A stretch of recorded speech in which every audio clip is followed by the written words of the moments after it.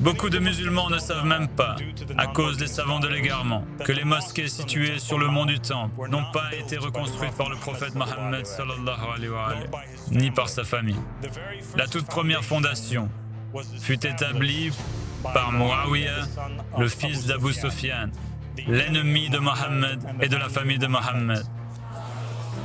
Le même Muawiyah qui combattit Ali ibn Abi Talib, le même Muawiyah à propos de qui le prophète a dit « Si vous le voyez sur mon minbar, tuez-le ». Le même Muawiyah dont le fils Yazid assassina et décapita le petit-fils du prophète Mohammed, paix sur lui et sur sa famille. L'actuelle mosquée Al-Aqsa fut construite par un calife Omeyyade, Abd al-Malik ibn Marwan, et après avoir été détruite par un tremblement de terre, elle fut reconstruite par le calife abbasside Al-Mansour.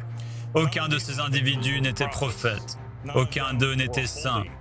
Ils étaient tous des ennemis de Mohammed et de la famille de Mohammed, alayhimus salam. Les structures elles-mêmes, sur le site du mont du Temple, ne signifient rien pour Mohammed et la famille de Mohammed. De plus, les récits jettent même le doute sur l'emplacement réel d'Al-Aqsa.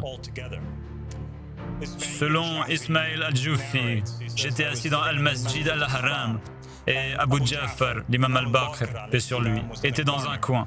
Il leva la tête et regarda une fois vers le ciel, puis une fois vers la Kaaba, puis il dit « Gloire à celui qui fit voyager son serviteur de nuit de la mosquée sacrée à la mosquée Al-Aqsa. » Et il répéta cela 3 fois. Puis il se tourna vers moi et dit « Que disent les gens d'Irak au sujet de ce verset, ô Irakiens ?»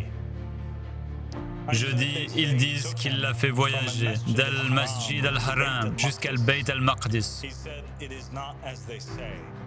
Il dit, ce n'est pas comme ils le disent, plutôt il l'a pris de ceci à cela, et il pointa vers le ciel. Et ce qui est entre les deux est sacré.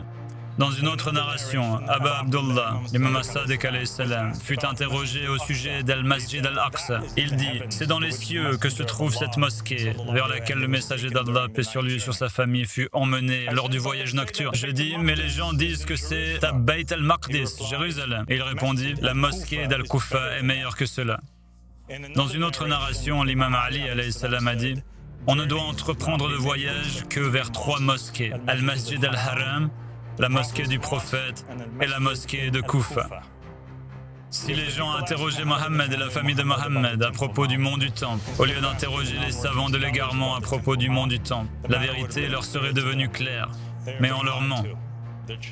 Leurs enfants sont massacrés pour une affaire que les savants eux-mêmes savent être un mensonge.